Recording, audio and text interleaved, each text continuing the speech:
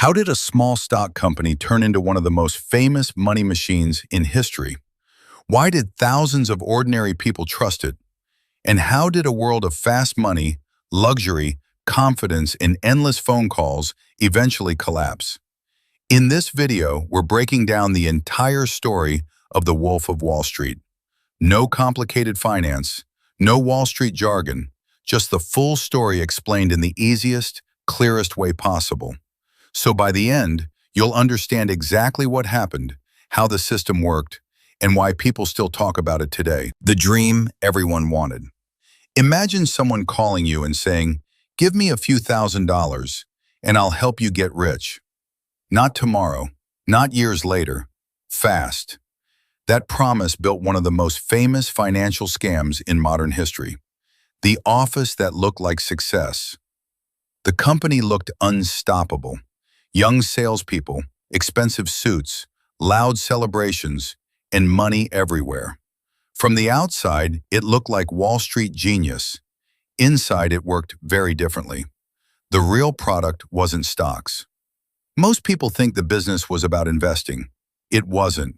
The real product being sold was excitement, urgency, and the feeling that customers were getting access to a secret opportunity. The hidden trick. Sales teams pushed cheap, unknown stocks to regular investors. As thousands of buyers rushed in, the stock price jumped.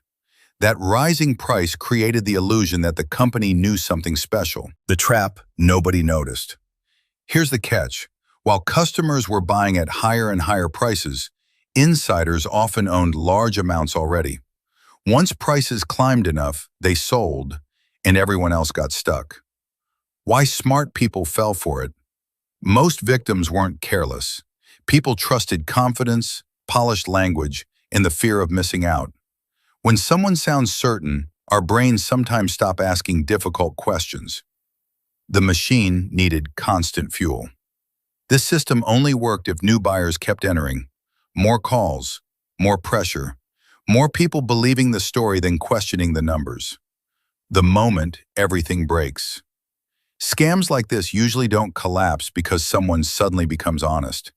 They collapse because growth slows. Once fewer people buy, the illusion disappears almost instantly. The part movies don't show enough. The wild lifestyle became famous. But the expensive cars and celebrations weren't the interesting part. The interesting part was how persuasion became more valuable than truth. The lesson that still matters today. The story isn't really about one company or one era.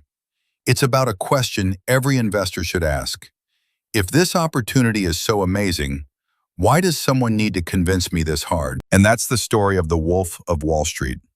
Not a story about genius, not a story about investing. A story about what happens when confidence starts looking more believable than reality.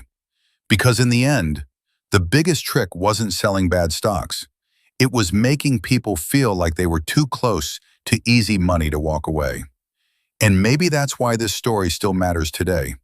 The suits changed, the technology changed, but the promise never really did. Fast money, exclusive opportunity, get in before everyone else.